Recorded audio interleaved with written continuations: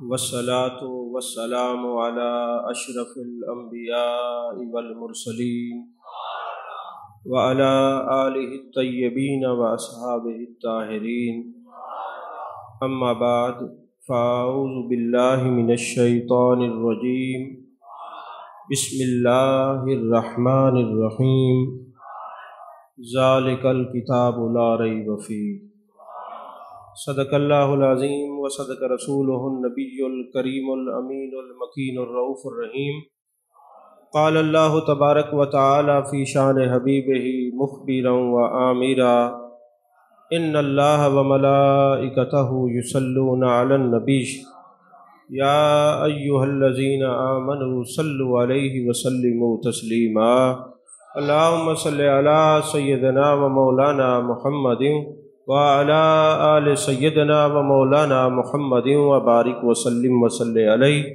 الصلاة والسلام علیک یا رسول اللہ الصلاة والسلام علیک یا حبیب اللہ الصلاة والسلام علیک یا نبی اللہ الصلاة والسلام علیک یا خیر خلق اللہ۔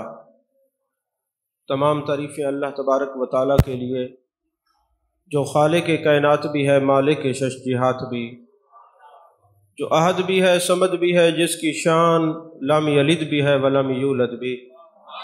لا تعداد عدیہ درود و سلام بارگاہ سید الانام، شفیع رحمت، والی امت، شاہ خوباں، شہنشاہ حسینہ، سید سروراں، سیاہ لا مکاں، تتمہ دوراں، سرخیل زہرہ جمالاں، رازدان ماوہا، شاہد ماتغا، صاحب علم نشرہ، معصوم آمنہ، احمد مجتبی حضرت محمد مصطفیٰ صلی اللہ علیہ وآلہ وصحبہ وبارک وسلم کی دربار ناز میں اپنی عقیدتوں، ارادتوں، محبتوں کا خراج پیش کرنے کے بعد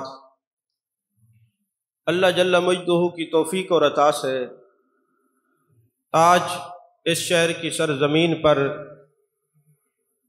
اس درس قرآن میں آپ کو سبق سنانے کا موقع میسر آ رہا ہے۔ سٹیج پر بھی علماء تشریف فرما ہے، میرے سامنے دائیں میں بھی اکثر علماء کے چہروں سے میں شناسا ہوں۔ سارے علماء کی جلوہ گری میرے لیے باعث سعادت ہے اور میرے لیے فخر کی بات ہے۔ یہ سارے علماء میرے سر کا تاج ہیں، میری آنکھوں کا نور ہے۔ جیسے قبلہ کاری سے فرما رہے تھے کہ استاد العلماء حضرت علامہ مولانا بشیر احمد فردوسی صاحب دامہ اقبالہ وہ بھی بڑی محبت فرماتے ہیں اس فقیر کے ساتھ۔ تو یہ فرما رہے تھے کہ چسکا بدلی ہوتا ہے، چسکا بدلی نہیں ہوتا، ہم سب اہل سنت کا چسکا ایک ہی ہے۔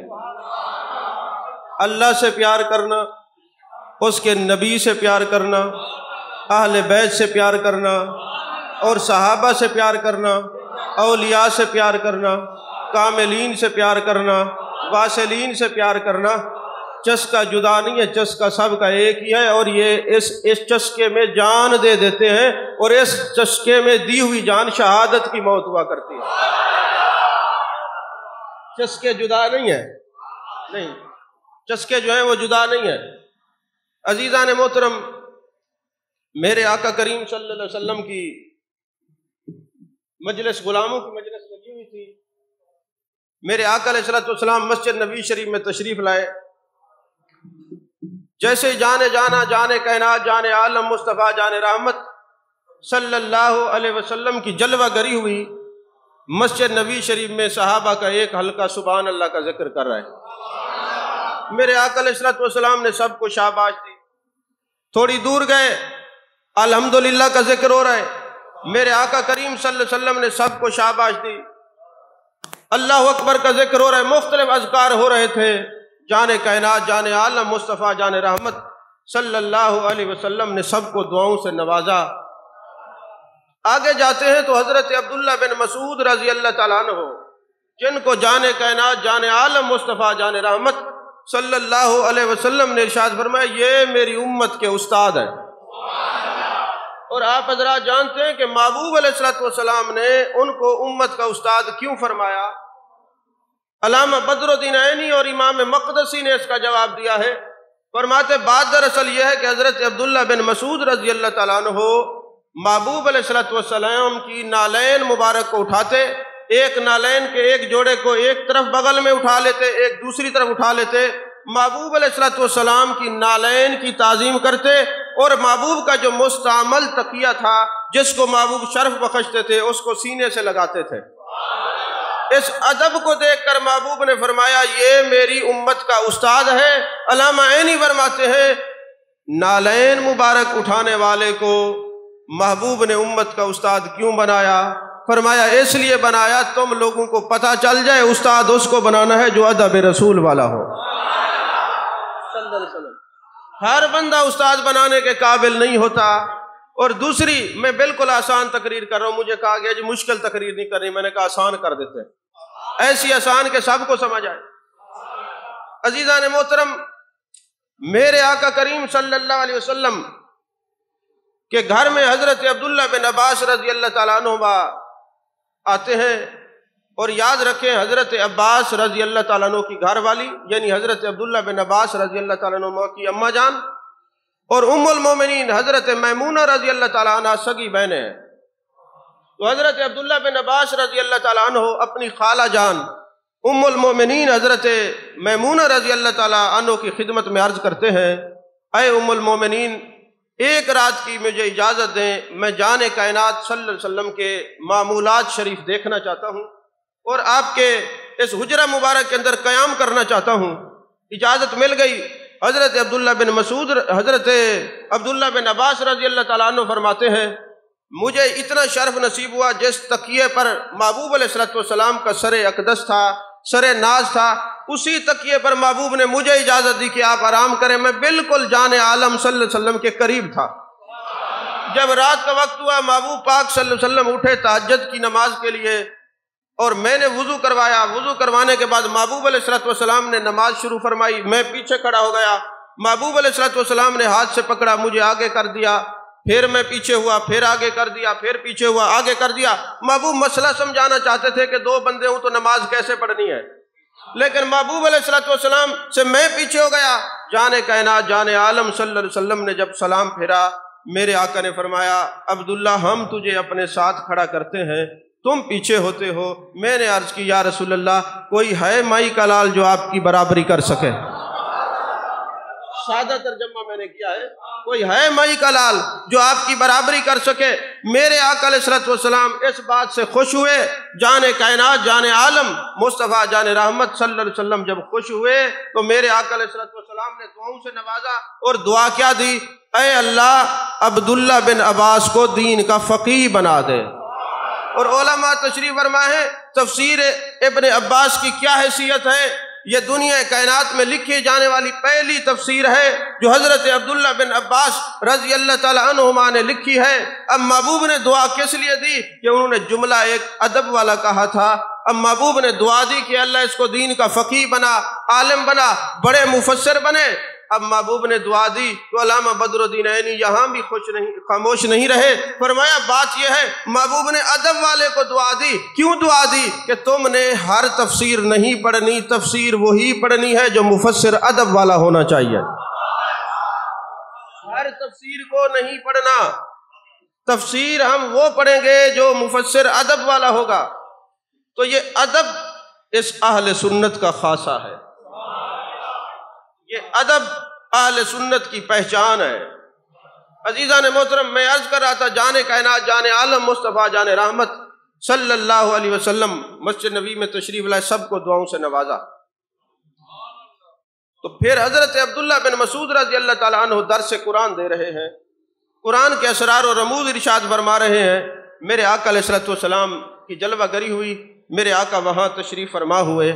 تصوف کا ایک جملہ بولنے لگا ہوں، دیکھتا ہوں آپ کو سمجھ آئے گی تو تصوف بیان کروں گا، ورنہ سیدھا ترجمہ کر کے چلا جاؤں گا۔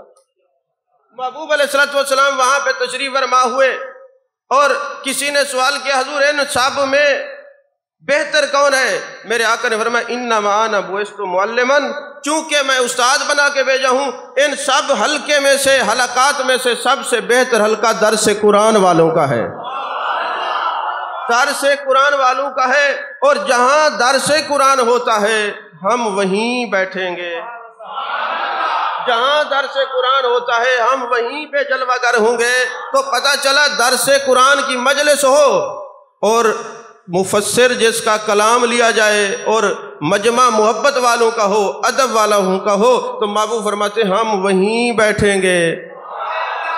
پتہ چلا سارے درس قرآن والے نہیں، ہر جگہ بورڈ لگے ہوئے ہوں گے، ہر جگہ نہیں، فرمایا درس قرآن والے وہ جہاں ادب اور محبت کا حسن جھلکتا ہوا نظر آئے، محبوب نے فرمایا ہم وہاں بیٹھیں گے جہاں خطاب کرنے والا عبداللہ بن مسعود ہو اور ادب والا ہو۔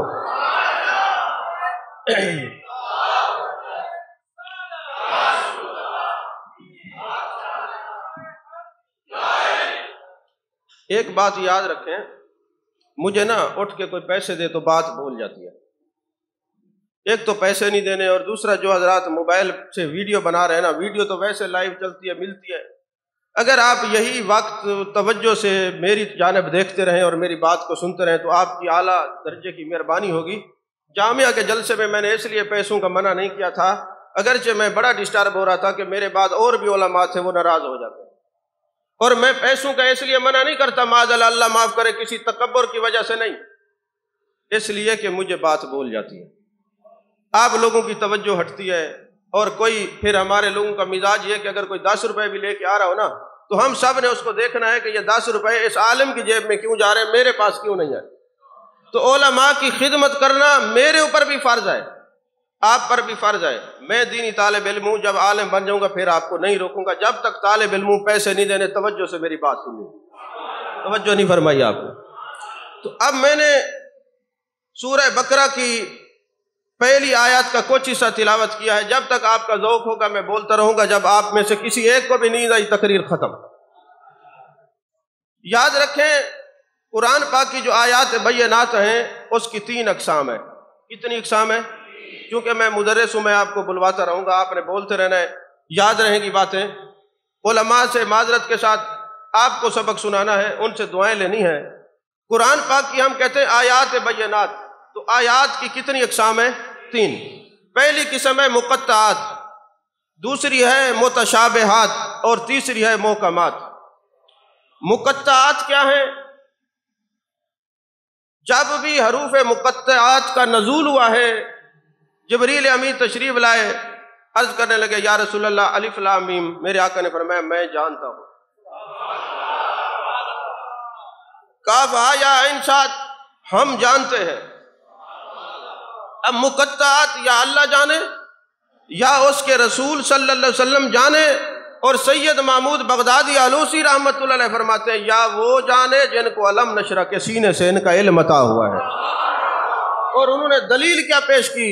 فرماتے ہیں علم جن کو محبوب علیہ السلام سے عطا ہوا ہے، مقطعات ان سے کلام کرتے ہیں۔ کیسے کلام کرتے ہیں؟ فرمایا جان کائنات صلی اللہ علیہ وسلم کا یہ معجزہ تھا، پتھر آپ کے ہاتھ میں آ جاتے تو کلمہ پڑھتے تھے، اگر روٹی کا ٹکڑا آپ ہاتھ میں لے لیتے وہ بھی اللہ کا ذکر شروع کر دیتی۔ ایک دفعہ میرے آقا علیہ السلام کے ید اللہ والے ہاتھوں میں روٹی کا ٹکڑا تھا، وہ بھی اللہ کا ذکر کرنے لگا، پھر آپ نے وہ حضرت صدیق اکبر رضی اللہ تعالیٰ عنہ کو عطا کیا، اس سے بھی ذکر کی آواز آتی رہی، پھر حضرت فاروق اعظم کے ہاتھ میں گیا تب بھی آواز آتی رہی، پھر جب کسی عام ہاتھ میں گیا پھر آواز بند ہو گئی۔ فرمایا جس طرح روٹی کا ٹکڑا جان کائنات کے ہاتھ میں آئے وہ بول پڑتا ہے، پتھر پر نگاہ پڑے تو بول پڑتا ہے، مقطعات پر بھی علم نشرہ کے سینے سے جس کو علم ملے اس کی نظر پڑتی ہے، مقطعات بھی بول پڑتا ہے۔ میرا معنی کیا ہے؟ یہ الفاظ بھی بول پڑتے ہیں، میرا معنی کیا ہے؟ اب یہ ہے الف لام میم۔ اب میں ایک علمی بات عرض کرنے لگا ہوں۔ ایک ہوتی ہے تقریر پڑھ کے تقریر کرنا، ایک ہوتی ہے رٹی رٹائی تقریر۔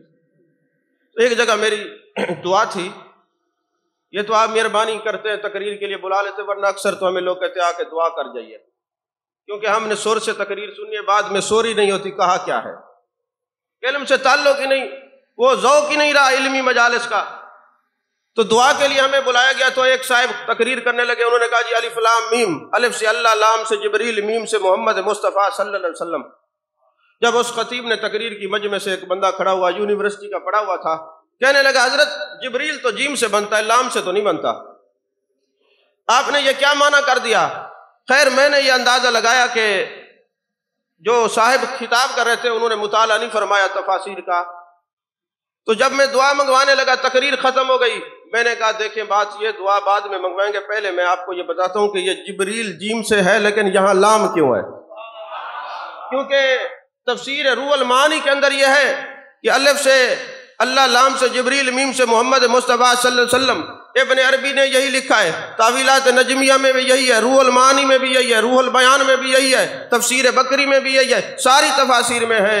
تفسیر بغوی والے نے اس بات کو کھولا ہے، کہا بات یہ ہے، نصفی والے نے بھی کھولا ہے، کہا بات یہ ہے کہ یہ جو الف سے اللہ ہے، لام سے جبریل ہے، میم سے محمد مصطفیٰ صلی اللہ علیہ وسلم، یہ بات ٹھیک ہے۔ کہتے ٹھیک کیوں ہے؟ کہا عرب کا یہ رواج تھا کہ جب وہاں پر سردار بھی اکٹھے ہوتے اور غلام بھی ہوتے، بعد میں یعنی میں سادہ سمجھا دوں، کوئی پنچایت ہوتی، کوئی کٹ ہوتا، تو جو سردار ہوتے ان کے نام کا پہلا حرف لکھا جاتا، جو غلام ہوتے ان کے نام کا آخری حرف لکھا جاتا۔ اب اللہ خالق کائنات ہے، میرے مصطفیٰ کریم مالک کائنات ہیں، اور جبریل امی خادم ہیں۔ اللہ نے اسی عرب کی ریت کو قائم کرتے ہوئے اپنے نام کا بھی پہلا حرف درج فرمایا، مصطفیٰ کا بھی پہلا اور جبریل کا آخری۔ ارشست و کمی پایا ز آوان محمد، جبریل امی خادم دربان محمد۔ تو جب اللہ والوں کی نظر پڑتی ہے تو قسمتیں بدل جاتی ہیں۔ میں کتاب پڑھ رہا تھا تصوف کی، سید قاسم شاہ صاحب موڑا شریف کے جو پرانے بزرگ ہیں، وہ آنکھیں بند کر کے بیٹھے ہوئے تھے، خیال یار میں بیٹھے ہوئے تھے، جیسے ہی آنکھ کھولی نا تو سامنے گائے پر نظر پڑتی ہے، گائے نے تڑپنا شروع کر دیا، انہوں نے آنکھیں بند کر لی، غلاموں نے سمجھا شاید مر رہی ہے، انہوں نے ذبح کر دیا۔ جب گوشت کے ٹکڑے کیے تو ہر ٹکڑے سے اللہ اللہ کی آوازیں آ رہی تھیں۔ تو اللہ کا ولی جس جانور پہ دیکھے اس کے نس نس اور رگ رگ سے اللہ کا ذکر شروع ہو جاتا ہے، اور جب یہی ولی مقطعات کو دیکھتے ہیں جن کو مدینے والے آقا سے علم ملا ہے، مقطعات بولتے ہیں، ان کا معنی کیا ہے؟ ذالک الکتاب لا ریب فیہ۔ ایک علمی نکتہ ہے، پھر تصوف کی بات، آپ کچھ پک کر لیتے ہیں بات کو۔ اب میں نا امید نہیں ہوں، مجھے یقین ہو رہا ہے آپ بات سمجھیں گے۔ اگر میں کہیں تصوف کی وادی میں چلا بھی گیا تو آپ ساتھ سفر ضرور کریں گے۔ ذالک الکتاب لا ریب فیہ، یاد رکھیے یہ میرے ہاتھ میں موبائل ہے، اس کو عربی میں جوال کہتے ہیں۔ جب یہ ہاتھ میں ہوگا تو میں کہوں گا ہاذا جوال، اگر اس کو میں پھینک دوں دور چلا جائے، یہ علماء سے معذرت، عوام کی آسانی کے لیے ایسے عرض کر رہا ہوں۔ اب یہ دور چلا جائے گا تو پھر کہیں گے ذالک جوال، وہ جوال، اور جو قریب ہوگا ہم کہیں گے ہاذا، یہ قریب کے لیے ہوتا ہے، ہاذا جوال، دور ہے تو ذالک جوال۔ قرآن میرے ہاتھ میں ہے، پڑھ رہا ہوں، ذالک الکتاب لا ریب فیہ، اور مترجم کرے یہ وہ کتاب ہے جو یہ ہے وہ نہیں، جو وہ ہے وہ یہ نہیں۔ سمجھ آئیے آپ کو؟ تو فرمایا ذالک الکتاب لا ریب فیہ۔ اب اس کے دو معنی ہیں جو سید محمود بغداد آلوسی اور دوسرے لوگوں نے کیا، انہوں نے کہا ذالک اس لیے ہے کہ چونکہ یہ لوح محفوظ پر ہے اور لوح محفوظ سے آیا ہے، عزت والی کتاب ہے، عزت والا کلام ہے، اس لیلۃ القدر میں باب العزت پہ اس کو نازل کیا گیا، چونکہ یہ لوح محفوظ کی بات ہے اس لیے ذالک الکتاب لا ریب فیہ ہے۔ بالکل ٹھیک ہے، لیکن جب ابن عربی سے پوچھا گیا، امام شعرانی سے پوچھا گیا یہ ذالک کیوں ہے، فرمایا دو قرآن ہیں، ایک ہے حرف قرآن، ایک ہے نعت قرآن۔ حرف قرآن یہ ہے، نعت قرآن والضحیٰ کے چہرے والے مصطفیٰ ہیں۔ فرمایا ذالک الکتاب لا ریب فیہ، یہ جو چہرہ مصطفیٰ ہے وہ بھی عیب ہے، جو مصطفیٰ سے یہ کلام نکلتا ہے وہ بھی بے عیب ہے، اس میں کوئی شک نہیں۔ اسی لیے خواجہ محمد یار فریدی علیہ الرحمہ نے فرمایا کہ ہم قرآن کے حافظ ہیں، پڑھا کرتے ہیں، رخ محبوب انوکھا ہے یہ قرآن اپنا۔ یہ ان کی محفل اور مجلس میں جا کے علم ملتا ہے۔ فرمایا ذالک الکتاب لا ریب فیہ۔ اور میرے استاد مکرم بیکیے وقت حضرت علامہ مولانا منظور احمد فیضی علیہ الرحمہ جب قرآن پاک کی تفسیر کا دورہ کرواتے، فرماتے ذالک الکتاب لا ریب فیہ، یہ کتاب جو اس میں کوئی شک نہیں۔ اللہ نے کیوں فرمایا؟ کسی کو کوئی شک ہو سکتا ہے؟ کتب حدیث کے اندر ایک بات ہے، ایک عرابی تھا دیہاتی، وہ کبھی کبھی آیا کرتا مدینہ شریف اور کہتا ہے میرے نبی کے صحابہ بتاؤ کوئی آیت اتری ہے، وہ آیات بینات سنتا اور قسم والی آیات اترنا شروع ہو گئی۔ بندہ سادہ تھا، کہنے لگا یہ اللہ کو ضرورت کیا پڑتی ہے قسم اٹھانے کی؟ کون ہے جو اس کو یقین نہیں کرتا کہ اس کو ضرورت پڑ جاتی ہے قسم اٹھانے کی؟ حدیث پاک میں سادگی ہے نا، بھائی سادہ بندوں کی اپنی طبیعت ہوتی ہے۔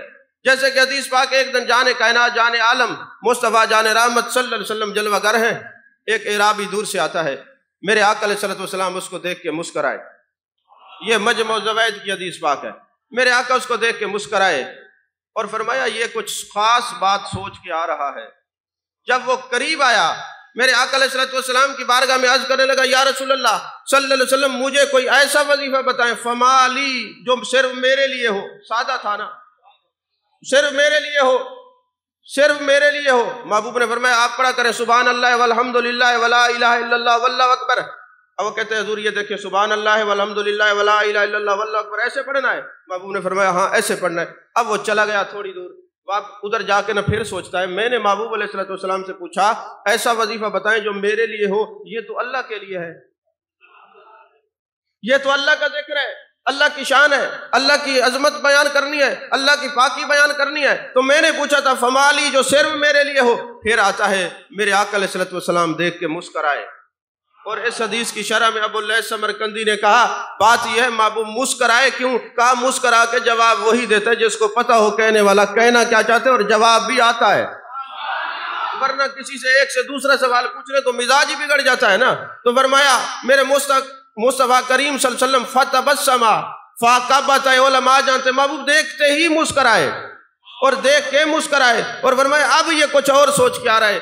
یا رسول اللہ صلی اللہ علیہ وسلم میں نے تو پوچھا تھا فمالی جو میرے لیے ہو، آپ نے تو اللہ کے لیے بتا دیا، میں اس کا ذکر کروں گا اس کی شان بلند ہوگی۔ میرے آقا مسکرائے، فرمایا بات یہ ہے کہ جب تم ذکر کرتے ہو یہ تیرے لیے تو ہوتا ہے اس لیے کہ تیرے ذکر کرنے سے اس کی عظمت بلند نہیں ہوتی، وہ تو پہلے اکبر ہے، عظیم ہے، اعلیٰ ہے، سب کچھ ہے، لیکن جب تو کہتے ہیں نا سبحان اللہ تو زمین پہ سبحان اللہ کہتا ہے، اللہ عرش بری پہ کہتے صدقتا، تو نے سچ کہا، تو نے سچ کہا۔ میرے آقا علیہ الصلوۃ والسلام کے غلاموں جب بندہ زبان سے سبحان کہتا ہے ہو سکتا ہے محلے والے اس کو سچا نہ کریں، سبحان اللہ کہنے سے عرش بری سے صدا آتی ہے یہ سچا ہے، یہ سچا ہے، یہ سچا ہے۔ سبحان اللہ والحمد للہ ولا الہ الا اللہ واللہ اکبر، فرمایا جب یہ کہتے والحمد للہ اللہ فرماتے تو نے سچ فرمایا، پھر وہ کہتے واللہ اکبر اللہ فرماتے تو نے سچ کہا۔ اب اس ایک وظیفے کے اندر 3 بار عرش بری سے آواز آتی ہے تو نے سچ کہا۔ اور پھر میرے آقا علیہ الصلوۃ والسلام نے ارشاد فرمایا جب یہ سبحان اللہ والحمد للہ ولا الہ الا اللہ واللہ اکبر پڑھ لیا کرو تو ایک دفعہ کہا کرو اللہم ارحمنی، اللہم ارزقنی، اللہم اغفر لی۔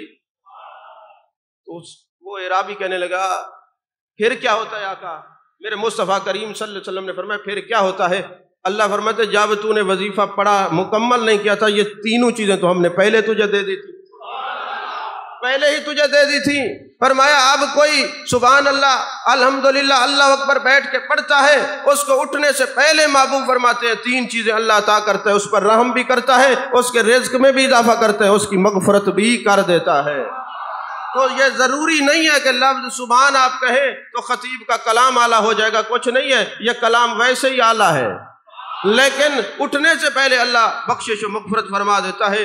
بہرحال لوگ کہتے ہیں کتابوں میں ہے یہ اعرابی ہے، میں نے کہا ایسا اعرابی تو روز آتا کہ امت کی اور بھلائی ہوتی، میرے مصطفیٰ کچھ تو ارشاد فرماتے ہیں۔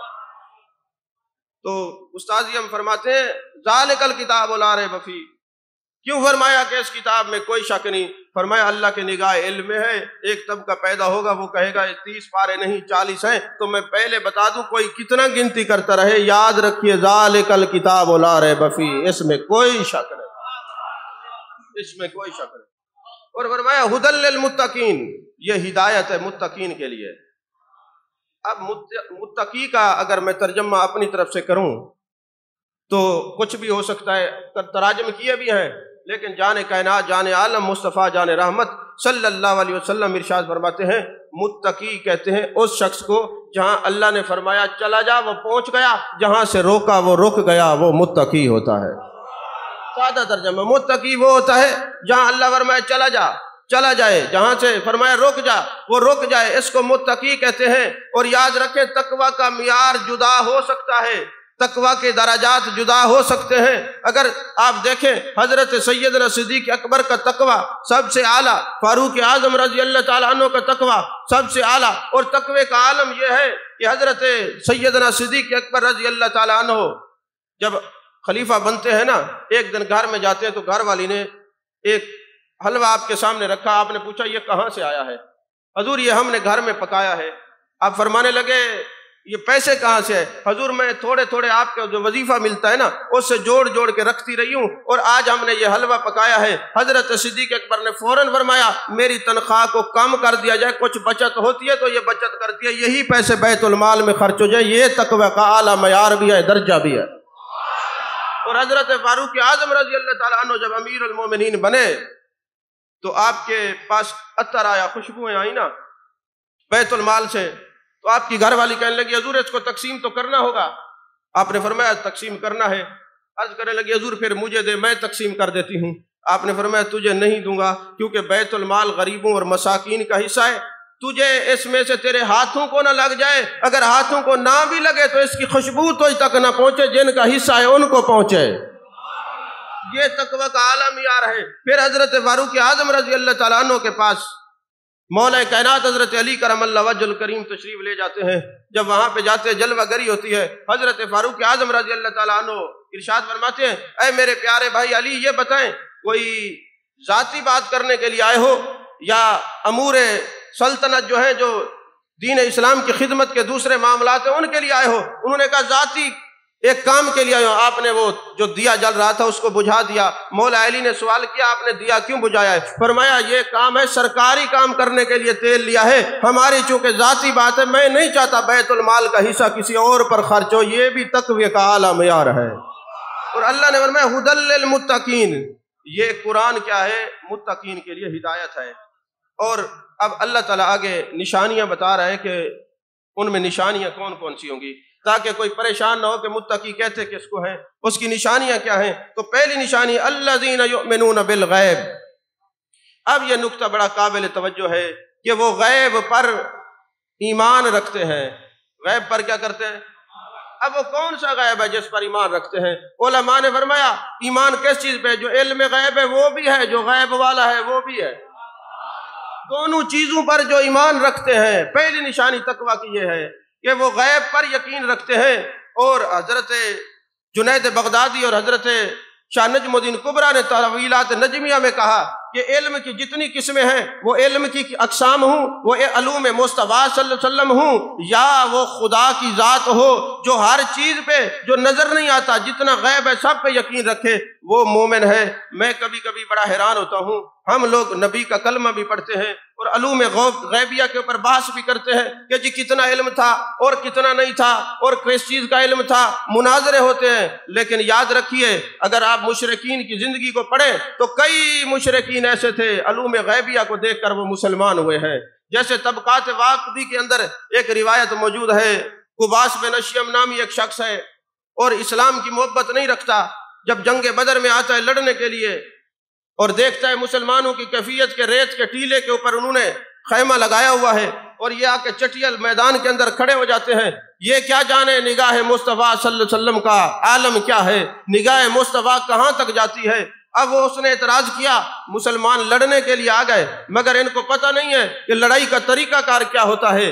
رات کو بارش ہوئی اور اصول یہ ہے کہ جہاں ریت کے ٹیلے پہ بارش آئے تو وہ سیمنٹ کی طرح پکا ہو جاتا ہے، اور کچی زمین پر بارش آئے تو وہ دلدل بن جاتا ہے، لوگ خود گرنے لگے۔ قباس بن اشیم کہتا ہے جب جنگ شروع ہوئی فرشتے بھی آئے، ہمیں تو کیا خبر فرشتے آئے ہیں، ہمیں تو علم ہی نہیں تھا، لیکن جب لوگ بھاگے ان بھاگنے والوں میں سب سے آگے میں تھا۔ جب میں بھاگتا ہوں میں دل میں کہتا ہوں او کفار اور مشرکین تم تو عورتوں سے بدتر نکلے، یہ کہتا ہوا بھاگ رہا ہوں۔ کہا پھر زمانہ آیا، جنگیں ہوتی رہیں، اور جب فتح مکہ ہوا میں جان کائنات صلی اللہ علیہ وسلم کے سامنے آیا، میرے محبوب نے مجھے دیکھا، فرمانے لگے قباس بن اشیم بتاؤ بدر کے میدان میں جب بھاگ رہے تھے کیا کہہ رہے تھے؟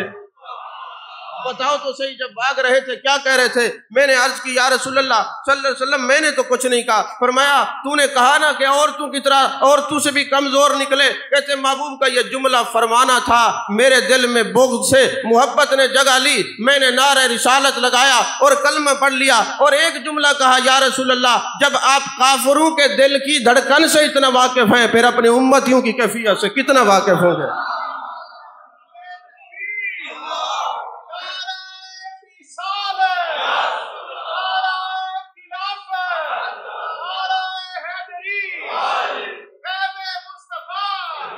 پھر اپنے غلاموں کی کیفیت سے کتنا واقف ہوں گے؟ وہ مشرک تھا، شرک کا بھانڈا ٹوٹا ہے علم غیب مصطفیٰ صلی اللہ علیہ وسلم کی وجہ سے۔ اور پھر سہیل بن عمر نامی ایک شخص ہے جو اشعار پڑھتا ہے اور اشعار کے اندر ہلکی الفاظ استعمال کرتا ہے، اور ایک دن ایسا ہوا کسی نے آ کے بات سنائی یا رسول اللہ صلی اللہ علیہ وسلم یہ جو سہیل بن عمر ہے نا یہ ہلکے الفاظ بولتا ہے۔ حضرت فاروق اعظم اٹھتے ہیں، یا رسول اللہ اجازت دے میں اس کے دانت توڑ دوں؟ میرے آقا کریم صلی اللہ علیہ وسلم نے فرمایا اے فاروق اعظم اس کو کچھ نہ کہو، میں وہ وقت دیکھ رہا ہوں، ایک وقت آئے گا کہ تم جو ہے نا، یہ بخاری کے اندر کتاب المغازی میں یہ حدیث پاک ہے، ایک وقت آئے گا کہ تم کہو گے اے عمر میرا دل کرتا ہے میں سہیل بن عمر پہ قربان ہو جاؤں۔ پھر جب فتح مکہ ہوا سہیل بن عمر آئے، مسلمان ہو گئے، مسلمان ہونے کے بعد مکے میں محبوب نے ڈیوٹی لگا دی۔ پھر ایک وقت وہ بھی چشم فلک نے دیکھا کہ جان کائنات جان عالم صلی اللہ علیہ وسلم جب دنیا سے تشریف لے گئے، لوگوں کے اذان و قلوب پر پردے آ گئے۔ حضرت صدیق اکبر رضی اللہ تعالیٰ عنہ اس وقت باہوش و حواس تھے۔ الیواقیت والجواہر کے اندر امام شارانی نے لکھا خلافت و امامت کی پہلی شرط یہ کہ امام کا باہوش و حواس ہونا، اس بات کی دلیل ہے کہ خلیفہ بلا فصل حضرت صدیق اکبر رضی اللہ تعالیٰ عنہ۔ اب حضرت صدیق اکبر رضی اللہ تعالیٰ عنہ باہوش و حواس ہیں، لوگوں کو تسلیاں دے رہے ہیں۔ جب یہ کیفیت ختم ہوئی حضرت فاروق اعظم رضی اللہ تعالیٰ عنہ نے پوچھا لوگو مدینے میں تو صدیق اکبر رضی اللہ تعالیٰ عنہ کی ذات بابرکات تھی جو ہمیں تسلیاں دیتی تھی، انہوں نے ہمارے دل کے اوپر قلوب کے اوپر دست تسلی رکھا، ارے مکے والوں پر کیا گزری ہے ذرا وہ تو حال کوئی بتائے۔ تو لوگوں نے کہا بات یہ ہے مدینے میں حضرت صدیق اکبر نے جو خطبہ ارشاد فرمایا ہے وہی خطبہ مکے میں سہیل بن عمر نے دیا ہے، اور لوگوں کو تسلی ہو گئی۔ حضرت فاروق اعظم کہتے صدقت یا رسول اللہ صلی اللہ علیہ وسلم، آپ نے سچ کہا، آج میرا دل کرتا ہے میں سہیل بن عمر پہ قربان ہو جاؤں۔ اور یہ جتنے لوگ بھی ہیں یہ علوم مصطفیٰ صلی اللہ علیہ وسلم سے واقفیت رکھنے کے بعد انہوں نے کلمہ پڑھا ہے۔ جیسے فضالہ بن عمیر ہیں، جب فتح مکہ ہوا محبوب علیہ السلام کے سامنے آتا ہے نا، دیکھتا ہے کہ رش ہے، دل کے اندر خیال ہے کہ میں جا کے محبوب پاک صلی اللہ علیہ وسلم کو معاذ اللہ شہید کر دوں۔ جیسے قریب گیا نا تو منہ کے اندر کوئی بڑبڑا رہا تھا، محبوب نے دیکھا، فرمایا فضالہ کیا سوچ رہے ہو؟ عرض کرنے لگا حضور کوئی وظیفہ پڑھ رہا ہوں۔ فرمایا وظیفہ نہیں پڑھ رہا، دل پہ ہاتھ رکھا، فرمایا مجھے شہید کرنے سے ارادے سے ہے، خنجر تیرے پاس ہے، یہ تیرا وظیفہ ہے؟ جب محبوب علیہ السلام نے یہ فرمایا وہ کہتے یا رسول اللہ مجھے کلمہ پڑھائیں، اس لیے کہ نبی ہوتا ہی وہ ہے جس کو سارے زمانے کی سارے جہان کی خبر ہو، جو علوم غیبیہ رکھتا ہو، نبی اسی کو کہا جاتا ہے۔ بس اتنا تھوڑا سا فرق ہے، یہ یاد رکھیے کہ جو علوم غیبیہ کے متعلق ہمارا عقیدہ ہے نا وہ یہ ہے کہ اللہ تبارک و تعالی عالم الغیب ہے اور میرے مصطفیٰ کریم صلی اللہ علیہ وسلم مطلع علی الغیب ہے۔ اب کب اللہ اطلاع دیتا ہے یہ اللہ جانے یا اس کا رسول جانے۔ عالم الغیب کون ہے؟ اللہ، اور مطلع علی الغیب جانے کائنات صلی اللہ علیہ وسلم کی ذات بابرکات ہے، اور اللہ کا علم قدیم ہے، میرے مصطفیٰ کریم صلی اللہ علیہ وسلم کا علم حادث ہے، اللہ کا علم ذاتی ہے، میرے مصطفیٰ کریم صلی اللہ علیہ وسلم کا علم عطائی ہے، اور اللہ کا علم بڑھتا نہیں کیونکہ ایک بڑھتا اس کا جس کا کام ہو، اور میرے مصطفیٰ کا علم بڑھتا ہے، قل رب زدنی علما، بڑھتا ہی جا رہا ہے، بڑھتا ہی جا رہا ہے، وَلَلْآخِرَةُ خَيْرٌ لَكَ مِنَ الْأُولَىٰ، علم مصطفیٰ بڑھتا ہی جا رہا ہے، اور اللہ تعالیٰ بھولتا نہیں، مَا كَانَ رَبُّكَ نَسِيًّا، اللہ بھولتا نہیں، اور محبوب سَنُقْرِئُكَ فَلَا تَنسَىٰ، محبوب آپ نہیں بھولتے الا ما شاء اللہ، جب تک اللہ آپ کا نہ بلائے۔ یہاں ایک بات بڑی قابل توجہ ہے کہ اللہ نہیں بھولتا، قرآن کہتے ہیں ما کان ربک نسیا، اللہ نہیں بھولتا، محبوب علیہ السلام اللہ کے بلائے سے بھولتے ہیں۔ اچھا، جب اللہ اپنے محبوب کو بلاتا ہے تو محبوب کو جب اللہ بلاتا ہے تو پھر وہ بھولتے کیوں ہیں؟ یہاں سوال پیدا ہوتا ہے بلانے کا مقصد کیا ہے؟ اللہ بلا کیوں رہا ہے؟ توجہ ہے آپ کی؟ سَنُقْرِئُكَ فَلَا تَنْسَىٰ إِلَّا مَا شَاءَ اللَّهُ، وہ خود نہیں بھولتے، اللہ بلاتا ہے۔ اب ادب والے کچھ اور ہوتے ہیں، گستاخی والے اور ہوتے ہیں۔ ادب کا جو بھیک ہم سب کو نصیب ہوئے وہ در صحابہ سے ملی ہے۔ اب صحابہ کا ادب دیکھیے، میرے آقا کریم صلی اللہ علیہ وسلم نماز پڑھا رہے ہیں، آپ نے 2-3 آیات بینات چھوڑ دی۔ جیسے نماز ختم ہوئی، اس امت کا سب سے پہلا جو حافظ قرآن ہے اس کا نام ابی بن کعب ہے رضی اللہ تعالیٰ عنہ۔ تراویح بھی حضرت فاروق اعظم نے ان سے پڑھوائی ہیں۔ آپ فرض اور وتر پڑھایا کرتے تھے، تراویح کی نماز پہلے اس اسلام میں حضرت فاروق اعظم نے جب شروع کرائی ہیں، حضرت ابی بن کعب نے پڑھی۔ پہلے حافظ ابی بن کعب، پہلے قاری حضرت ابو سعید خدری رضی اللہ تعالیٰ عنہ، پہلے اس امت کے خطیب حضرت صدیق اکبر رضی اللہ تعالیٰ عنہ، اس امت کے استاد حضرت عبداللہ بن مسعود رضی اللہ تعالیٰ عنہ۔ محبوب نے شانیں دی ہیں، کسی کو کہا یہ زید مفتی ہے، میرے علی کو زیادہ علم ہے، ابو عبیدہ بن جراح کے بارے میں فرمایا اس کو حلال اور حرام کا سب سے زیادہ علم ہے۔ یہ شان ہے، اس کا مطلب یہ نہیں باقیوں کو نہیں پتا، بس عزت دینی ہوتی ہے نا سب کو ہے۔ اب بات یہ ہے، محبوب نے 2-3 آیات بینات چھوڑ دیں۔ یہاں ہماری مساجد میں کیا ہوتا ہے، امام بھول جائے نا تو پیچھے سے ڈنڈا اٹھا لیتے ہیں۔ آخر ہے تو بیچارہ وہ بھی انسان ہی نا، بھول سکتا ہے۔ انسان کا معنی نسیان سے ہے، اور یہ ہے اناسا سے محبت کرنے والے عناصر۔ اب محبوب علیہ السلام نے سلام پھیرتے فرمایا ابی بن کعب کدھر ہو، کھڑے ہو جاؤ۔ حضرت ابی بن کعب کھڑے ہو گئے۔ میرے آقا نے فرمایا 2-3 آیات ہم نے چھوڑی ہیں، تم نے لقمہ کیوں نہیں دیا؟ اب جواب سنیے۔ حضرت ابی بن کعب نے عرض کی یا رسول اللہ صلی اللہ علیہ وسلم، اللہ فرماتے ہیں سَنُقْرِئُكَ فَلَا تَنْسَىٰ إِلَّا مَا شَاءَ اللَّهُ، محبوب آپ خود نہیں بھولتے جب تک آپ کا رب نہ بلائے، رب بلاتا ہے۔ ہم کون ہوتے ہیں آپ کو لقمہ دینے والے؟ ہم کون ہوتے ہیں لقمہ دینے والے؟ اور دوسری بات، آپ کو اللہ نے مختار بنایا ہے، ہم نے سمجھا اپنے آیات ہی منسوخ فرما دی، ہم کیسے لقمہ دیتے ہیں؟ اچھا یہاں سوال یہ پیدا ہوتا ہے محبوب کو اللہ بلاتا کیوں ہے؟ یاد رکھیے، ایک ہوتا ہے بھولنا خود، جو انسان اناسا سے محبت کرنے والے انسان عناصر سے، اور انسان نسیان سے بھی ہے، کیونکہ لفظ انسان پر تقریر نہیں ہے، صرف اشارہ دے رہا ہوں۔ اب جب ضرورت نہیں ہے ہم بھولتے ہیں، یہ عیب ہے۔ فرمایا محبوب اگر خود بھولتا تو یہ عیب ہوتا، ہم نے اپنے یار کو بنایا ہی بے عیب ہے، اس لیے یہ خود نہیں بھولتے، ان کا اللہ جب چاہے۔ اور اللہ بلاتا کیوں ہے؟ جب ہم پڑھتے تھے نا، دورہ حدیث کر رہے تھے تو درس نظامی میں ہماری ڈیوٹی ہوتی، استاد سے فرماتے ہاں بھائی آپ نے عبارت پڑھنی ہے، عبارت پڑھنے کی میری ڈیوٹی ہوتی، اور جب میں عبارت پڑھتا نا تو عبارت غلط ہوتی تو استاد سے ڈنڈے مارتے، عبارت کیوں پڑھی؟ غلط پڑھی ہے۔ ہمارے سامنے بیٹھ کر تیاری نہیں کرتے، ہمارے سامنے بیٹھ کے تم غلط پڑھتے ہو۔ اب بندہ کھڑا نماز میں ہو اور رکعت بھول جائے اور کھڑا خدا کے سامنے ہو، اب قانون تو یہی کہتا ہے کہ پھینٹی لگنی چاہیے، مار پڑنی چاہیے۔ خدا کے سامنے کھڑے ہو کے رکعت بھول گیا، کہا نہیں، ہم اپنے یار کو بلاتے ہیں، جب یہ بھولیں گے ہمارے بھلانے پہ، پھر ان کو دیکھ کے جب تم بھولو گے مار سے بھی بچ جاؤ گے، بھولنے کا بھی ثواب عطا کر دوں گا۔ توجہ نہیں فرمائی آپ؟ تو یہ یاد رکھیں، اتنا علم کا جو ہے نا فرق ضرور رکھیں، باقی اللہ تبارک و تعالیٰ نے اپنے محبوب کو علم عطا فرمایا۔ اچھا آپ حضرات جانتے ہیں ایک مرتبہ ایسا ہوا، میرے آقا علیہ السلام کی اونٹنی قصوہ مبارک گم ہو گئی۔ تم 3 دن تک صحابہ تلاش کرتے رہے، اونٹنی نہیں ملتی، سارے تلاش کر رہے ہیں۔ آخر میں جو منافق تھے نا وہ اپنی خیموں میں بیٹھ کے کہنے لگے دیکھو یہ محبوب کہتے ہیں یہ جی میرے پاس کتاب ہے، اس میں جنتیوں کا نام ہے، یہ کتاب ہے اس میں دوزخیوں کا نام ہے، یہ مجھے عرش کی خبر ہے، مجھے فلاں خبر ہے، فلاں خبر ہے، اونٹنی کا تو پتہ ہے نہیں۔ اب یہ یاد رکھیے النفاق یورث الاعتراض، اعتراض منافقوں کی وراثت ہوا کرتا ہے، اور جس کے پاس ایمان ہوتا ہے اس کو نہ ظاہر میں کوئی اعتراض آتا ہے نہ باطن میں کوئی اعتراض آتا ہے۔ ایمان اتنی بڑی طاقت کا نام ہے۔ اب انہوں نے اعتراض کیا، جب اعتراض کیا تو میں نے کہا محبوب مطلع علی الغیب ہے، اللہ نے اطلاع دی۔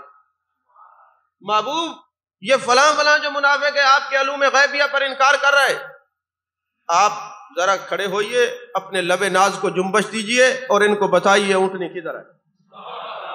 پتہ چلا علم غیب کا جلسہ کرنا یہ بھی میرے مصطفیٰ کریم صلی اللہ علیہ وسلم کی سنت ہے، اور یہ متقی کی پہلی جو یہ نشانی ہے وہ یہ الذین یؤمنون بالغیب، وہ غیب پر ایمان رکھتے ہیں۔ اب جناب والا میرے محبوب کھڑے ہوئے فرمایا فلاں وادی کے اندر اونٹنی کی نکیل پھنسی ہوئی ہے، گردن اس طرح ٹیڑھی ہے، جاؤ لے آؤ۔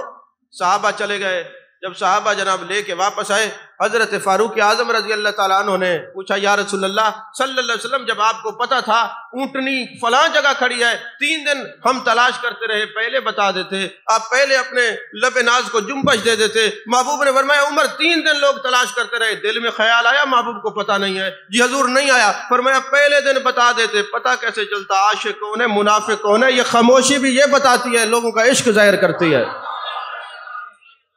یہ خاموشی بھی لوگوں کا عشق ظاہر کرتی ہے۔ اور پھر جب محبوب علیہ السلام نے بلایا تم نے یہ کہا ہے، تم نے یہ کہا ہے، انہوں نے کہا نہیں جی ہمارا یہ مقصد نہیں، جیسے منافقین کی عادت ہوتی ہے پکڑے جائیں تو نہیں، ہمارا مطلب یہ نہیں۔ جب محبوب نے پوچھا کہتے نہیں ہمیں نہیں، عذر کیا ہم قائم کرنے لگے تو اللہ نے فرمایا لا تعتذروا قد کفرتم بعد ایمانکم، محبوب نے کہا کوئی عذر قبول نہیں کرنا، یہ کافر ہوگا ایمان لانے کے بعد۔ اچھا ایک بات مجھے بتائیں، تھوڑی سی مشکل ہے، میں اس کو آسان کر کے سمجھاؤں گا۔ لوگ ہمیں کہتے ہیں آپ کو توحید نہیں آتی، یہ علمی نکتہ ہے، بس ضمناً میرے ذہن میں آ گیا۔ میرا ان سے یہ سوال ہے کہ پہلے آپ یہ بتائیں توحید کی قسمیں کتنی ہوتی ہیں، توحید کی اقسام کتنی ہیں؟ وہ نہیں بتا سکیں گے۔ یاد رکھیے توحید کی 4 اقسام ہیں، توحید عددی، توحید نوعی، توحید جنسی، توحید حقیقی۔ میں نے ایک صاحب سے پوچھا کہ منشأ توحید کیا ہے؟ کہتے جی اللہ کو ایک ماننا۔ میں نے کہا یہ توحید کی تعریف ہے، اللہ کو ایک ماننا تعریف ہے، منشأ توحید کیا ہے یہ بتائیں۔ اور منشأ توحید کس کو کہتے ہیں؟ اللہ نے اپنے رب ہونے کا اظہار کیا، اپنے ہونے کے اظہار کو توحید کا منشأ کہتے ہیں۔ تو 4 قسم کی، توحید عددی، توحید جنسی، توحید نوعی، توحید حقیقی۔ اب توحید عددی کس کو کہتے ہیں؟ جو کہتے ہیں اللہ ایک ہے، واحد ہے۔ اب واحد کا نصف ہوتا ہے تو عدد کی گنتی ہوتی ہے، وہ عدد نامکمل ہوتا ہے جس کی گنتی نہ ہو۔ تو اگر توحید ایک کے بعد 2 3 4 آتے ہیں، اور اگر کوئی اللہ کے لیے توحید عددی مانے تو وہ مشرک ہے، کیونکہ اللہ فرماتے قل هو اللہ احد۔ اگر کوئی کہے کہ توحید نوعی ہے تو بنی نو انسان، نو جو ہے وہ حادث ہے اور اللہ کی ذات قدیم ہے، تو توحید نوعی خدا کے لیے نہیں ہے۔ پھر توحید جنسی، بھئی ایک آدم تھا، کائنات میں اولاد آدم ہے، کہا اللہ فرماتے لم یلد ولم یولد، تو اللہ کے لیے توحید جنسی بھی نہیں ہے۔ پھر کون سی توحید ہے؟ کہا توحید حقیقی ہے، اور توحید حقیقی کی تعریف یہ ہے وہ اللہ جو اپنے ایک ہونے میں کسی کا محتاج نہ ہو، اس کو واحد حقیقی کہتے ہیں، اور اللہ کے لیے توحید حقیقی ہے، اللہ کے لیے توحید حقیقی ہے۔ تو اب یاد رکھیے سوشل میڈیا کے اوپر بڑے اس وقت فتنے فساد ہیں، وہ جی اللہ تعالیٰ کے قرآن کو سمجھنے کے لیے کسی علم کی ضرورت نہیں ہے۔ میں ببانگ دوہل علماء بیٹھے ہیں، ان کی موجودگی میں آپ کے ذہن کے اندر ایک سوچ ڈال کے جا رہا ہوں، یاد رکھنا خدا کی قسم، خدا کی قسم، خدا کی قسم، قرآن کو سمجھنے کے لیے علوم عالیہ چاہیے۔ جب تک علوم نہ ہوں آپ قرآن کو سمجھ نہیں سکتے۔ وہ دلیل کیا پیش کرتے ہیں؟ وہ کہتے ہیں دلیل یہ ہے کہ وَلَقَدْ يَسَّرْنَا الْقُرْآنَ لِلذِّكْرِ فَهَلْ مِن مُدَّكِرٍ، یہ قرآن جو ہے آسان ہے، یہ قرآن حفظ کرنے کے لیے آسان ہے، سمجھنے کے لیے آسان نہیں ہے۔ جب تک آپ علوم عالیہ نہیں پڑھیں گے، فنون کی کتابیں نہیں پڑھیں گے، آپ کو قرآن سمجھ نہیں آئے گا۔ میں آپ کو ایک سوال کرتا ہوں، مجھے ایک بات بتائیں، قرآن کو سمجھنے کے لیے علوم چاہیے، میں نے یہ دعویٰ پیش کیا ہے، اب دلیل دینے لگا ہوں۔ مجھے یہ ارشاد فرمائی ہے کہ اللہ نے قرآن کے اندر جھوٹے پر لعنت بھیجی ہے۔ کیا یہ بتاؤ کہ سارے جھوٹوں پہ لعنت ہے یا کوئی مخصوص جھوٹے ہیں؟ اگر آپ کہتے ہیں سارے ہیں تب بھی آپ کو دلیل دینی پڑے گی، اگر مخصوص ہیں تو پھر قرآن میں تو مخصوص کا لفظ نہیں ہے کہ مخصوص پہ لعنت ہے، وہ تو سارے جھوٹوں پر لعنت ہے۔ تو پھر وہ کون سے جھوٹے ہیں جن پر لعنت پڑی ہے؟ اب مجھے قرآن سے نکال کے دکھائیں کہ وہ کون سے جھوٹے ہیں جن پر لعنت، مخصوص ہیں یا سارے ہیں؟ اگر وہ کہتے ہیں مخصوص ہیں تو دلیل دینی پڑے گی، اگر سارے ہیں تو پھر ان کے دعوے کے مطابق تو بچتا ہی کوئی نہیں۔ جب آپ نماز پڑھتے ہیں اور میں کہوں جناب جو جھوٹی گواہی دے وہ کیسے، آپ کہیں گے جی وہ تو بڑا ہی لعنتی ہے، اس پہ لعنت پڑتی ہے۔ تو میں آپ سے سوال کرتا ہوں کہ جب ہم نماز پڑھتے ہیں، نماز میں کہتے ہیں اشہد ان لا الہ الا اللہ، ہم نے اس کو دیکھا ہے؟ اب جو کہتے ہیں کہ قرآن کو سمجھنے کے لیے کسی علم کی ضرورت نہیں، باقی جو فنون کی کتابیں میں نہیں پڑھنے دوں گا، میں صرف ناو کو ہاتھ نہیں لگانے دوں گا، میں ملا جامی نہیں پڑھنے دوں گا، علم الکلام نہیں پڑھنے دوں گا، عقیدہ نسبیہ کو ہاتھ نہیں لگانے دیتا۔ پھر میں کہتا ہوں اب قرآن سے ثابت کر کہ ہم اشہد ان لا الہ میں جو انگلی کھڑی کرتے ہیں اس کی توحید کا اظہار کرتے ہیں، اقرار کرتے ہیں، کسی کتاب کو ہاتھ نہیں لگانا، قرآن سے ثابت کر۔ اب وہ جواب نہیں دے سکتا۔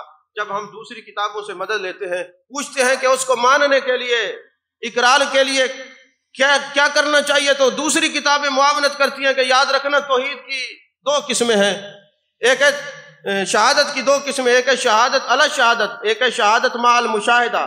میں پھر آسان کر کے سمجھاتا ہوں، اللہ نہ کرے کسی کو فائر لگ جائے، بندہ زندہ ہو، پولیس پوچھتے تجھے کس نے گولی ماری، وہ کہتے فلاں نے ماری، FIR کٹی جاتی ہے، فائنل انویسٹیگیشن رپورٹ لکھی جاتی ہے، اور کبھی ایسا ہوتا ہے کہ جس کو گولی لگی وہ مر گیا، تو پھر پوچھا جائے گا جو وہاں پر موجود ہیں ان سے۔ اب جو CPC PPC جو قانون کی کتابیں ہیں اس میں یہ لکھا ہوا ہے کہ اب جو شاہد ہو وہ وہاں موجود ہو، واقع کا علم ہو، آنکھیں اس کی سلامت ہوں، تب وہ گواہی دے سکتے ہیں، ہر بندہ شاہد نہیں ہو سکتا۔ تو جو تمہارے قانون میں شاہد ہے اس کے لیے یہ ضروری ہے کہ واقع کا علم ہو، موجود ہو، پتہ بھی ہو، آنکھیں بھی سلامت ہوں، اور جن کو اللہ فرمائے یا ایھا النبی انا ارسلناک شاہدا، کوئی نہیں سمجھ آئی، حالانکہ میں نے آسان کر کے سمجھایا ہے۔ تو حضور والا اب شہادت علی شہادت اور شہادت مع المشاہدہ ہے، کبھی آپ کو کسی کے کہنے پہ ماننا پڑے گا، کبھی دیکھ کے ماننا پڑے گا۔ اللہ نے فرمایا محبوب سبحان الذی اسریٰ بعبدہ لیلا من المسجد الحرام الی المسجد الاقصی، محبوب معراج پہ آئیے اور ہماری زیارت کیجئے اور بتائیے رأیت ربی فی احسن صورہ، اور بتائیے قل هو اللہ احد۔ اب آپ کے بتانے پر جو کہے گا اشہد ان لا الہ، لعنت نہیں رحمت پڑے گی، کیونکہ یہ شہادت علی شہادت بھی ہے، شہادت مع المشاہدہ بھی ہے۔ یہ ذرا جملہ تھوڑی تقریر یہ مشکل تھی، لیکن اب میں پھر آسانی کی طرف آتا ہوں۔ اب وہ خدا جو ہمیں نظر نہیں آتا پر نگاہ مصطفیٰ سے نہیں چھپا، اور کون سی چیز چھپ سکتی ہے؟ فرمایا الذین یؤمنون بالغیب۔ متقی کی پہلی نشانی یہ ہے کہ وہ غیب کو مانتا ہے، اور دوسری نشانی کیا ہے؟ وَيُقِيمُونَ الصَّلَاةَ، اور نماز کو قائم کرتا ہے۔ اب نماز کے معاملے میں ہم لوگ بڑے ڈھیلے ہیں، اور یاد رکھیں جب ہم نماز نہیں پڑھتے تنگیاں آتی ہیں، تکلیفیں آتی ہیں، اور نماز کو ہم نے اس لیے نہیں پڑھنا کہ تنگی تکلیفیں رک جائیں، نہیں، نماز کو ہم نے اس لیے پڑھنا ہے اللہ راضی ہو جائے گا، یہ عبادت ہے، اس سے میرے مصطفیٰ کریم صلی اللہ علیہ وسلم کی آنکھیں ٹھنڈی ہوتی ہیں۔ اور امام صفوری نے لکھا کہ حضرت عیسیٰ علیہ السلام ایک جگہ سے گزر رہے تھے، وہاں پہ بڑی خوشحالی تھی، بڑے سبز و شاداب باغات تھے، کچھ عرصے کے بعد گزرے تو پورا شہر بلیا میٹ ہو چکا تھا، وہاں بندوں کا نام و نشان نہیں، پوری آبادی تباہ ہو گئی۔ اللہ کی بارگاہ میں عرض کی میرے مالک یہ تو بڑا سبز و شاداب شہر تھا، کیا ہوا اس شہر کو؟ تو وہی الہی نازل ہوتی ہے، میرے پیارے روح اللہ ایک ایسا شخص آیا جو نماز نہیں پڑھتا تھا، اس شہر میں ایک رات ٹھہرا، اس نے منہ دھویا، پھر بارش ہوئی تو وہ اس نحوست والے چہرے کا پانی پورے شہر میں گیا، پورا شہر تباہ ہو گیا، ملیا میٹ ہو گیا۔ تو یہ بے برکتی تب ہوتی ہے جب بندہ نماز نہ پڑھے، نماز جب پڑھتا ہے اللہ کی رحمت اس کو اپنے دامن میں لے لیتی ہے۔ تو متقی کی پہلی نشانی غیب پر یقین رکھنا، ایمان لانا، دوسری نشانی نماز قائم کرنا، وَمِمَّا رَزَقْنَاهُمْ يُنْفِقُونَ، اور اللہ کے دیے ہوئے رزق سے خرچ کرتا ہے۔ رزق میں صرف پیسہ نہیں ہے، رزق میں عزت بھی ہے، رزق میں شہرت بھی ہے، رزق میں عظمت بھی ہے، رزق میں اولاد بھی ہے، یہ ساری چیزیں رزق ہے۔ جب ضرورت پڑے دین کے لیے تو اولاد کی خدمات کو بھی خرچ کرے، ضرورت پڑے علم کو بھی خرچ کرے۔ یہ مما رزقناہم ينفقون سے مراد صرف پیسہ نہیں ہے، جو اللہ تبارک و تعالیٰ نے نعمتیں عطا کی یہ ساری رزق میں شامل ہوتی ہیں۔ اور پھر آگے جو ہے نا والذین یؤمنون بما انزل الیک وما انزل من قبلک، اس میں ایک پورا باب ختم نبوت کا چھپا ہوا ہے۔ اللہ نے کیا فرمایا کہ وہ کس چیز پہ ایمان لائے؟ جو پہلے نازل ہوئے ہیں۔ یہاں پہلے کا ذکر ہے، قبل بعد کا نہیں ہے۔ قبل کا لفظ ہی بتا رہا ہے کہ محبوب علیہ السلام خاتم النبیین ہے، کیونکہ پہلو پر ایمان لانے کا حکم ہے، بعد والا کوئی ہوتا تو بعد کا ذکر ہوتا، پہلو پر ایمان ہے، بعد کا ہے نہیں۔ یہ ختم نبوت کی اعلیٰ دلیل ہے۔ اور ختم نبوت کو ہم نے کیسے ماننا ہے؟ ایک بات سنا کے آگے چلتے ہیں اختتام کی طرف۔ ختم نبوت کو کیسے ماننا ہے؟ ایک تابعی ہیں جن کا نام ہے ابو مسلم خولانی رضی اللہ تعالیٰ عنہ۔ اسود انسی نے جب جھوٹا دعویٰ کیا نا تو اپنی مدعی نبوت ہوا معاذ اللہ، تو اس نے مختلف ہیلے بہانے سے لوگوں کو پھنسانے کی کوشش کی۔ حضرت ابو مسلم خولانی کو دربار میں بلایا گیا اور کہنے لگا جناب یہ بتاؤ کہ تم مانتے ہو کہ میں معاذ اللہ نبی ہوں؟ آپ فرمانے لگے میں نہیں سنتا، میں نہیں سنتا۔ اس کے دو معنی ہیں، ایک میرے کان بہرے، دوسرا ہم کوئی اور سنتے ہی نہیں۔ کوئی نہیں سمجھ آئی؟ تو میں نہیں سنتا۔ پھر اس نے کہا میں معاذ اللہ جھوٹا نبی ہوں، فرمایا ہم نہیں سنتے۔ پھر اس نے کہا میں نبی ہوں معاذ اللہ، آپ نے فرمایا ہم نہیں سنتے۔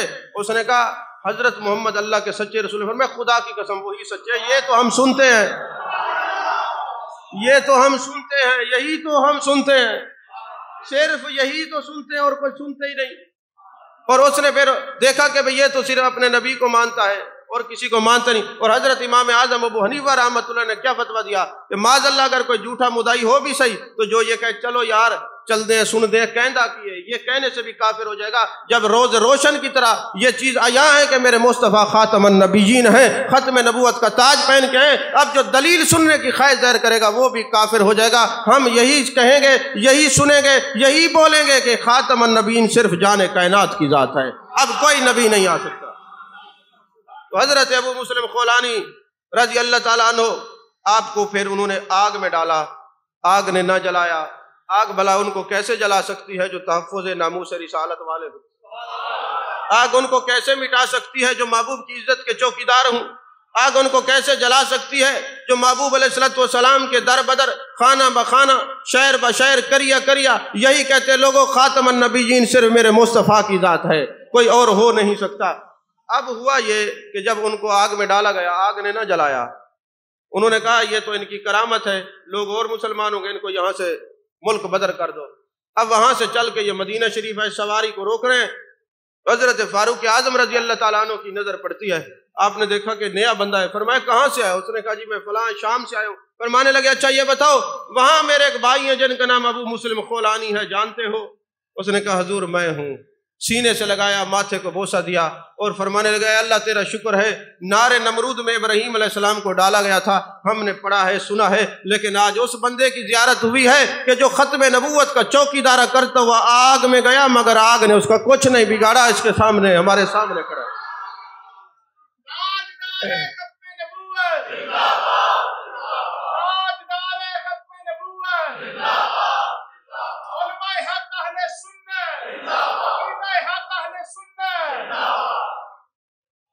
تو ایسے ختم نبوت کو ماننا ہے۔ اگر کوئی نہیں مانتا تو وہ جانوروں سے بدتر ہے۔ گو جس کو دب کہتے ہیں وہ مان گئی کہ آپ خاتم النبیین ہیں جی، وہ یافور مبارک، حمار مبارک وہ مان گیا جانور ہو کے کہ آپ خاتم النبیین ہیں۔ یہ جانور مان گئے خاتم النبیین ہیں، چرند پرند مان گئے خاتم النبیین ہیں۔ پر اگر کوئی کلمہ پڑھے، یہ جو یافور کی ہے نا، آپ نے واقعہ علماء سے سنا ہوگا، میں اس کا ایک حصہ بیان کرتا ہوں۔ محبوب علیہ السلام کے سامنے جب آیا نا حمار مبارک، گدھے کو عربی میں حمار کہتے ہیں، کیونکہ علماء لکھتے ہیں کہ ان کو گدھا کہتے ہوئے زبان لرزتی ہے کیونکہ یہ ختم نبوت کو مانتا تھا۔ کوئی نہیں سمجھ آئی آپ کو؟ زبان لرزتی ہے۔ جب یہ محبوب علیہ السلام کے سامنے آیا نا، محبوب علیہ السلام نے پوچھا ما اسمو کا، تیرا نام کیا ہے؟ اس نے کہا انا یزید بن شہاب۔ ہمارے استاد صاحب جب یہ پڑھاتے تھے نا، فرماتے تھے محبوب نے فرمایا یزید نام اچھا نہیں ہے۔ کوئی سمجھ نہیں آئی؟ تو محبوب نے فرمایا نہیں، یزید نام اچھا نہیں ہے، یزید ہم نام تو گدھے کا بھی برداشت نہیں کرتے، تو یزید نام نہیں۔ جو صحابہ گزرے 24 کے قریب اور صحابی تھے، لیکن اس یزید کے بعد پھر عشق والوں نے یزید نام نہیں رکھا۔ سمجھ میں آ رہی ہے بات؟ محبوب کی نگاہ دیکھ رہی، فرمایا یزید نہیں، تیرا نام آج کے بعد یافور بن شہاب ہے۔ عربی میں یافور کہتے ہرنی کے چھوٹے بچے کو، اور نام یافور ہے۔ محبوب نے فرمایا کیسے آنا ہوا؟ حضور جب سے آپ نے ختم نبوت کا اعلان کیا، اعلان نبوت کیا ہے، میں اس نسل کا آخری گدھا ہوں جس پر 60 70 80 3 روایات ہیں انبیاء نے سواری کی ہے۔ اب جب سے آپ نے یہ کہا کہ میں خاتم النبیین ہوں، میرا جو مالک ہے میں اس کو اپنے اوپر سوار نہیں ہونے دیتا، زمین پر پھینک دیتا ہوں، اور میری خواہش یہ ہے کہ میں اس نسل کا آخری گدھا ہوں جس پر انبیاء نے سواری کی ہے، حضور میں آپ کی سواری بنوں۔ یہاں پھر ایک سوال ہے کہ اس گدھے کو کیسے پتہ چلا کہ 70 80 60 انبیاء نے میرے اوپر سواری، میری نسل کے اوپر سواری کی ہے؟ تم تو دوسروں کے علم کی غیب کرتے ہو، اولیاء کی بات کرتے ہو، وہ گدھا ہے تو دارمی شریف کی حدیث ہے کائنات کی ہر شے جانتی ہے میں اللہ کا رسول ہوں، اور جو جو عشق مصطفیٰ سینے میں سماتا ہے اللہ اس کی نظروں سے حجابات اور پردے اٹھا دیتا ہے۔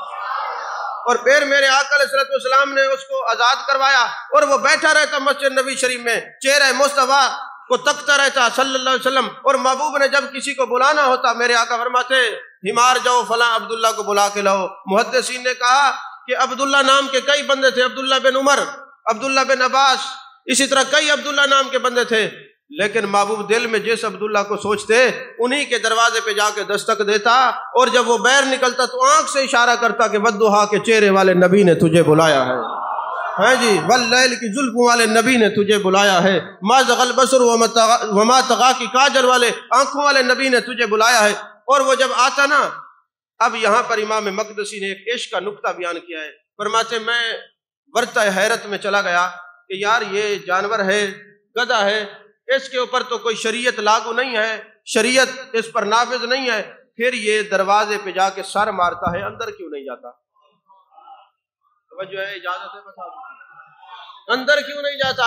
یہ اندر چلا جاتا، جانور ہے، مکلف نہیں شریعت کا، یہ دروازے پہ سر مارتا ہے، اندر کیوں نہیں جاتا؟ کہتے ہیں اس لیے نہیں جاتا، بے شک اس پر شریعت جو ہے لاگو نہیں تھی، پر عشق مصطفیٰ تو لاگو تھا۔ ارے جس آنکھ سے وہ ودھا کے چہرے کو دیکھتا ہے کسی اور کو کیوں دیکھے، اس لیے دروازے پہ دستک دیتا تھا، کسی اور کو کیوں دیکھے، اس لیے دروازے پہ جا کے دستک دیا کرتا تھا۔ تو فرمایا وَبِالْآخِرَاتِ هُمْ يُوقِنُونَ، اور آخرت پر یقین رکھتا ہو۔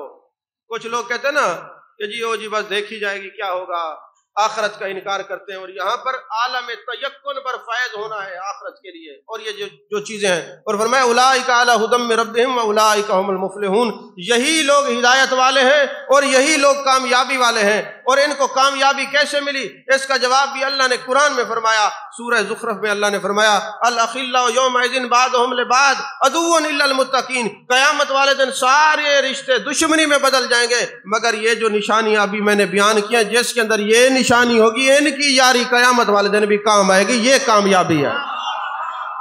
الاخلاء یومئذ بعضهم لبعض عدو الا المتقین۔ اور یہاں پر اس کی تفسیر میں علماء نے لکھا ہے کہ آخر بیٹا باپ کا دشمن، ماں بیٹی کی دشمن، بیٹی ماں کی دشمن قیامت والے دن، مگر یہ نشانی والے، یہ متقین، اس دن بھی ان کا رشتہ کام آئے گا۔ میں آپ سے پوچھتا ہوں یہ تو کام تب آئے گا جب یہاں ہوگا، جب یہاں آپ اس رشتے کا انکار کریں، اولیاء صالحین کاملین سے دور بھاگیں۔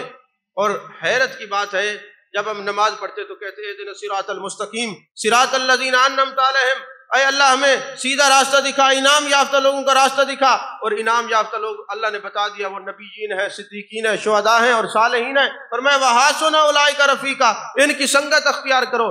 نماز میں ہم ان کے پیچھے چلنے کا راستہ مانگے، بہر کہیں ہم اولیاء کو نہیں مانتے، کوئی یہ کیسی نماز ہے؟ اچھا پھر دوسری بات یاد رکھیں، نماز کے کچھ فرائض ہوتے ہیں، کچھ واجبات ہوتے ہیں، کچھ سنتیں ہوتی ہیں۔ اگر نماز میں سے کوئی فرض رہ جائے نماز نہیں ہوتی، واجبات رہ جائیں تو سجدہ صاحب کریں گے تو نماز ٹھیک ہو جائے گی۔ جب ہم التحیات پڑھتے ہیں تو عبدہ و رسولہ تک ایک ایک لفظ جو ہے وہ واجب ہے، اگر اس کو ایک لفظ بھی ترک کر دیا جائے تو نماز نہیں ہوگی۔ تو ہم نماز میں کہتے ہیں السلام علیکہ ایھا النبی ورحمۃ اللہ وبرکاتہ، ارے ہماری نماز کی تکمیل نہیں ہوتی جب تک جانے جانا پہ سلام نہ پڑھیں۔ نماز کی تکمیل تب ہوگی جب سلام پڑھیں گے۔ نماز میں سلام پڑھتے ہیں، بہر کہتے ہیں الصلاۃ والسلام علیکہ یا رسول اللہ، جائز نہیں ہے، کوئی سمجھ نہیں آئی۔ میں نے آپ کو یہ حکم بتایا ہے نماز کا، عبد و رسول واجب ہے، السلام علیکہ ایھا النبی ورحمۃ اللہ وبرکاتہ یہ سلام ہے، الصلاۃ والسلام تو الصلاۃ والسلام علیکہ یا رسول اللہ ہے گویا۔ تو نماز میں سلام پڑھتے ہیں، باہر نکل کہتے ہیں ہم سلام نہیں پڑھتے، اور پھر آگے کیا پڑھتے ہیں السلام علینا وعلی عباد اللہ صالحین، اے اللہ سلام ہو ہم پر اور تیرے ولیوں پر، صالحین پر۔ نماز میں ولیوں پر سلام، باہر نکل کہتے ہیں ولیوں کو نہیں مانتے۔ کیسی نماز ہے؟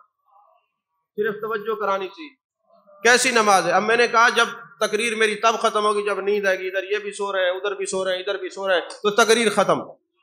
تو میں السلام علینا وعلی عباد اللہ صالحین، ہم صالحین پر جب تک نماز میں سلام نہ بھیجیں ہماری نماز نہیں ہوتی۔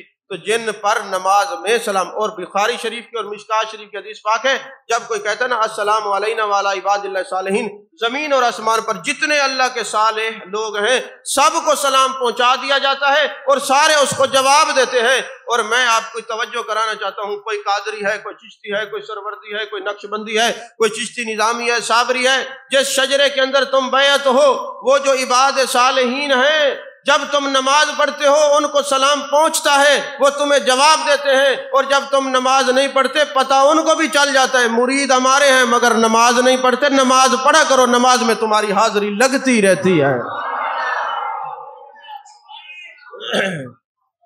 نماز پڑھا کرو، نماز میں حاضری لگتی رہتی ہے۔ فرمایا یہ دشمنی میں کیوں بدلیں گے؟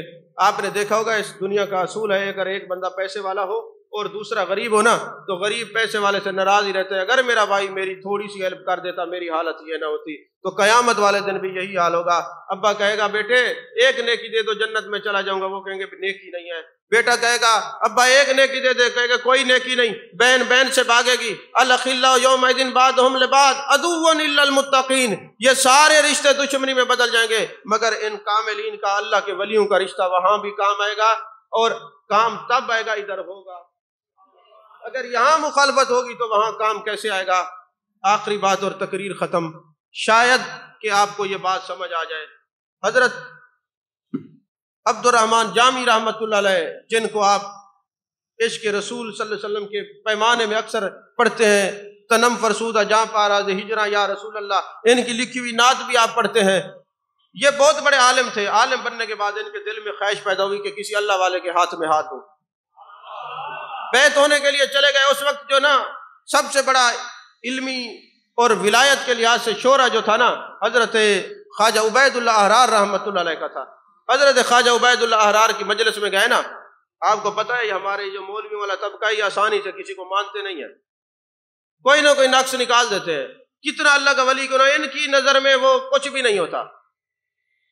جن پر اللہ کے ولیوں کی نظر پڑ جائے اللہ ماشاء اللہ کا قاعدہ موجود ہے، سب کی بات نہیں کر رہا، عموماً لوگوں کی یہی فطرت ہے۔ حسد دیکھ لیں، بد زبانی دیکھ لیں، بد اخلاقی دیکھ لیں، پڑھے لکھے ہونے کا دعویٰ کرتے ہیں، بد اخلاقی تو خیر اب تک مدارس چھوڑیے یونیورسٹیوں سے بھی آگے گزر گئی ہے۔ جب یہ وہاں پہ پہنچے نا عبد الرحمن جامی، اس وقت صرف عالم تھے، عشق کی تو پھر کسی کی نظر سے عشق ملتا ہے۔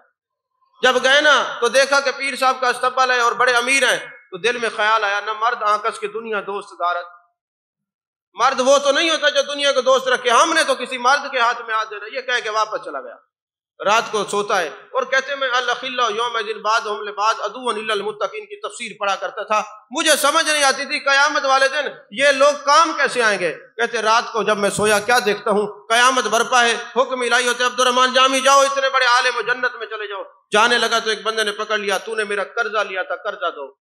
یاد رکھیں شہید دنیا سے چلا جائے سارے گناہ معاف ہوتے، قرضہ معاف نہیں ہوتا۔ حاجی کا حج مبرور ہو جائے سارا کچھ معاف ہو سکتا ہے، گناہ صغیرہ کبیرہ، مگر قرضہ معاف نہیں ہوتا، وہ قیامت والے دن ہے، قرضہ کسی پر معاف نہیں ہے۔ اب یہ جناب کہتے جی وہ قرضہ دو یا نیکیاں دو، تمہیں جنت میں نہیں جانے دوں گا۔ ابھی اس بندے نے پکڑا ہوا یہی خواجہ عبید اللہ احرار تشریف لاتے ہیں، انہوں نے کہا کیوں کھڑے ہو اتنے بڑے عالم ہو، جاؤ جنت میں، حضور قرضہ دینا ہے۔ فرمایا سامنے دیکھو ہمارا حجرہ ہے، چیزیں رکھی اٹھا کے دے دو اور ان کو قرض ادا کر کے جنت میں چلے جاؤ۔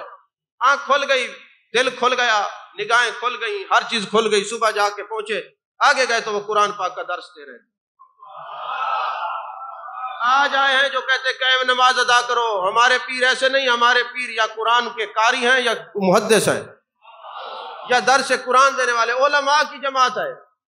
اب جب سے ہم نے ہر ایک کو پیر ماننا شروع کر دیا، مسائل آپ کے سامنے بات کرنے کی ضرورت ہی نہیں۔ جب آپ قرآن پاک کا درس دے رہے ہیں، یہ سامنے بیٹھ گئے، آپ نے پوچھا کیسے آنا ہوا؟ اے عبد الرحمن جامی حضور بیعت ہونے کے لیے آیا ہوں۔ فرمایا بیعت ہوتے تو کل ہوتے، آج کیوں ہوئے؟ کہنے لگے جناب والا بس حضور کل غلطی ہو گئی چلا گیا۔ فرمایا نہیں تم آئے تھے استقبال میں اور تم نے ایک جملہ کہا تھا، دوبارہ بولو۔ میں نے کہا حضور میں نے کچھ نہیں کہا۔ فرمایا نے لگے تم نے کہا نہیں نہ مرد آنکس کے دنیا دوست دارد؟